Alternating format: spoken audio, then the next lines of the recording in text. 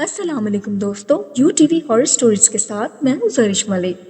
آج کی کہانی کا نام ہے جامن کا درخت۔ تو کہانی سنتے ہیں کہانی بھیجنے والے کی زبانی۔ انسان کی زندگی میں کچھ واقعات ایسے ہوتے ہیں جو انسان کی زندگی پر گہرے اثرات اور گہری نقوش چھوڑ جاتے ہیں۔ کچھ واقعات تو ایسے ہوتے ہیں جن کو سن کر لوگ مشکل سے ہی یقین کرتے ہیں، مگر ایسے واقعات سچ ہوتے ہیں۔ ایک ایسا ہی واقعہ سنیں جو ہمارے دوستوں کے ساتھ پیش آیا۔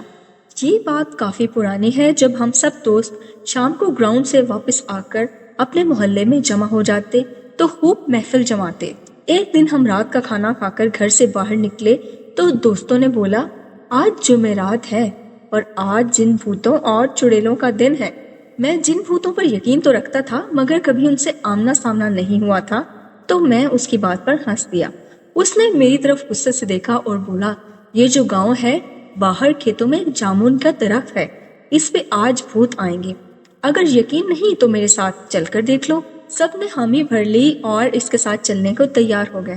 میں اس دوست کا نام بتاتا چلوں، اس کا نام ندیم تھا اور اکثر رات کے وقت اکیلا کھیتوں میں گھومتا رہتا تھا، اس لیے کچھ دوستوں نے اس کی بات پر یقین کر لیا، لیکن میں نے نہیں کیا۔ ہم 5 دوست تھے جن کے نام عابد، ناصر، ساجد، مدثر اور ندیم تھے۔ جیسے ہی عشاء کی اذان ہوئی ہم نکل پڑے اس کے ساتھ کھیتوں میں جن بھوت دیکھنے۔ رات کافی گہری ہوتی چلی جا رہی تھی، اس لیے اب تو ڈر بھی لگ رہا تھا۔ ابھی ہم چلتے ہوئے 10-15 منٹ ہی آگے گزرے تھے کہ ایک کھیت سے بکری کے چھوٹے بچے کے بولنے کی آواز آئی۔ عابد نے بولا، رکو، یہاں پاس سے کسی جانور کی آواز آ رہی ہے۔ سب رک گئے اور خاموشی سے آواز سننے کا انتظار کرنے لگے کہ آواز کس طرف سے آ رہی ہے۔ ابھی تھوڑی دیر ہی گزری تھی کہ بکری کے بچے کی آواز دوبارہ سنائی دی۔ ندیم فوراً بولا، آواز اس طرف سے آ رہی ہے، جو 2-4 کھیت چھوڑ کر ہی تھا۔ یہ ایک برسن کا کھیت تھا۔ سردیوں کے دن تھے اور ان دنوں برسن بہت عام ہو جاتا ہے۔ سب لوگ اس طرف جانے لگے، لیکن ناصر بولا، چھوڑو یار، جو بھی ہے ہمیں اس سے کیا لینا دینا، ہم جس کام سے جا رہے ہیں اس طرف چلو۔ پر کوئی بھی نہیں مانا اور برسن کے کھیت کی طرف چل پڑے۔ وہاں جا کر دیکھا تو ایک چھوٹا سا بکری کا بچہ وہاں کھیت میں بیٹھا تھا۔ ہم میں سے کوئی کچھ بولتا اس سے پہلے ہی ندیم نے کہا، لگتا ہے جو یہاں بکریاں چرانے آتے ہیں ان کا رہ گیا ہوگا، اس کو اٹھا لو اور صبح پتہ لگا کر واپس کر دیں گے۔ سب نے اس کی بات سے اتفاق کیا اور ایسا ہی کیا۔ ہم نے اسے اٹھا لیا اور اپنی منزل کی طرف بڑھنے لگے۔ رات کافی گہری ہوتی چلی جا رہی تھی اور ہمارے ڈر میں مزید اضافہ بھی ہوتا چلا جا رہا تھا، کیونکہ کھیتوں میں طرح طرح کے جانوروں کی آوازیں آ رہی تھی۔ مدثر نے بولا، یار ہم کو واپس جانا چاہیے، آگے بہت خطرہ ہے۔ سب اس پہ ہنسنے لگے اور اس کو ڈرپوک کہنے لگے۔ خیر وہ خاموشی سے ان کے ساتھ چلتا رہا۔ پھر راستے میں ہمیں سیٹی کی آواز آنا شروع ہو گئے۔ سب رک گئے اور ایک دوسرے کی طرف دیکھنے لگے۔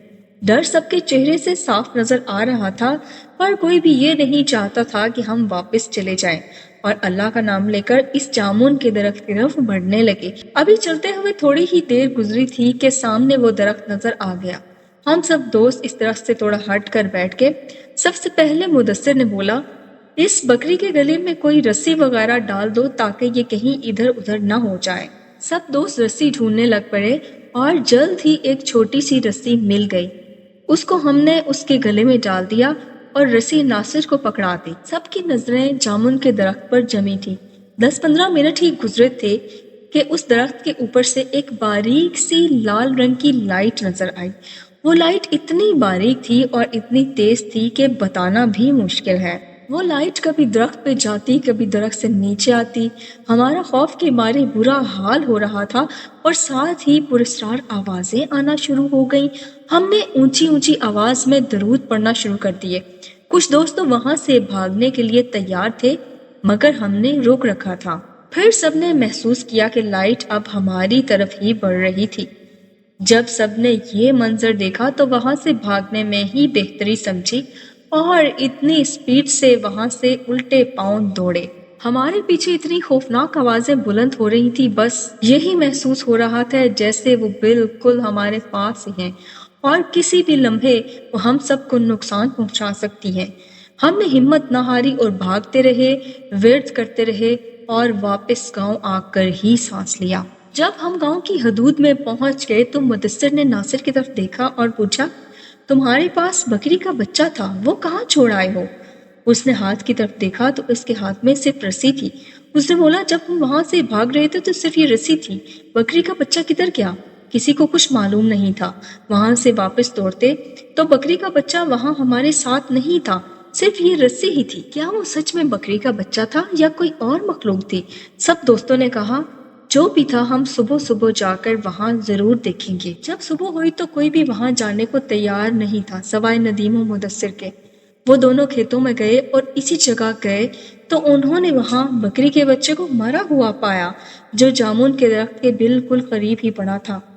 اس کی صرف ہڈیاں ہی ہڈیاں نظر آ رہی تھیں۔ اس بکری کے بچے پہ گوشت کا کوئی نام و نشان بھی نہیں تھا۔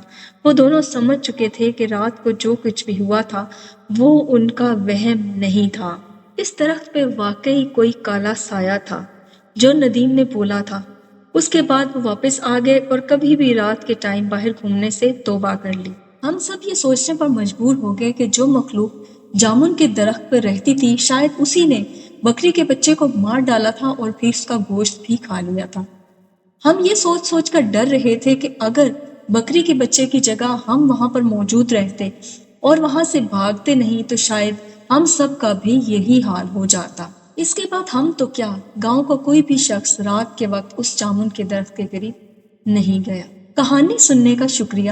اگر کہانی پسند آئی ہو تو کہانی کو لائک کرنا اور چینل کو سبسکرائب کرنا نہ بھولیے گا۔ میں پھر آؤں گی کسی ڈراؤنی کہانی کے ساتھ۔